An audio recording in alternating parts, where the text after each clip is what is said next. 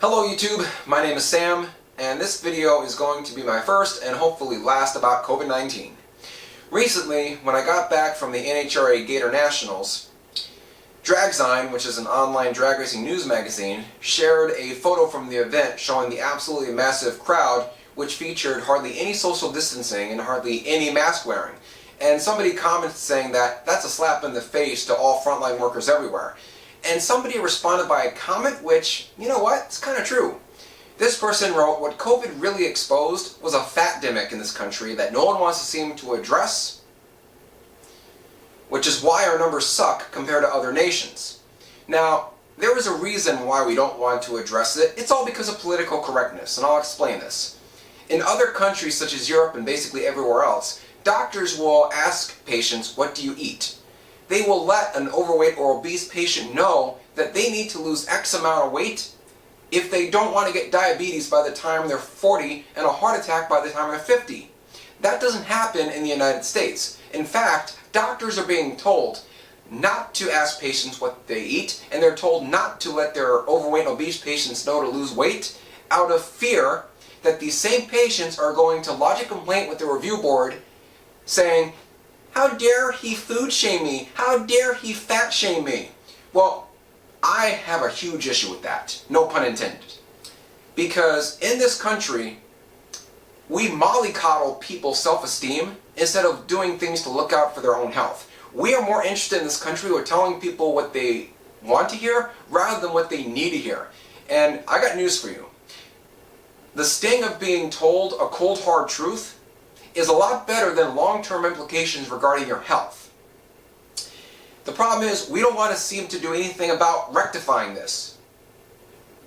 Not sure why. Because again, yeah, I know, it's because we don't want to hurt people's feelings. Well, guess what? Sometimes the truth hurts, okay? And a friend of mine who said something which is a prime example of why liberals oftentimes get made fun of, said to me, exact wording here, there is no difference between a stranger fat-shaming someone and a doctor fat-shaming someone. Huh? Really? Look, if a stranger goes up to a fat person in, say, a supermarket or wherever and says, yo man, you need to lose 100 pounds, you can tell that person to fuck off. But if your doctor, someone you're paying for legit medical advice, tells you that you need to lose an X amount of weight if you don't want to get diabetes by the time you're 40, or a heart attack by the time you're 50, guess what? You should listen to that person, because that person knows what he or she is talking about. And a friend of mine, another one, said to me something, use an example of me in my personal life, his attempt to drive the point home fell flat, because it's apples to oranges. He said to me, Sam, let's be real. Let's say you went to a matchmaker to solve your dating woes. And after just 10 minutes alone with you, she tells you, sorry, there's not much I can do to help you because you give off a creepy vibe that makes women want to stay away. And first off, I told him, number one, no matchmaker is going to say that, but let's say one does. I would simply ask her, how do I fix it? How do I improve myself? What I'm not going to do is stomp out of her office saying, how dare you vibe shame me?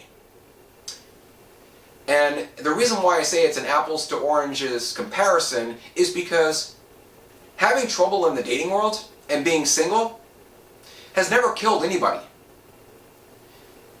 Not being able to put the fork down and getting significantly obese has killed people. Many people. The obesity epidemic in this country is responsible for so many deaths, and it makes a lot of other illnesses actually worse, which brings us back to COVID-19.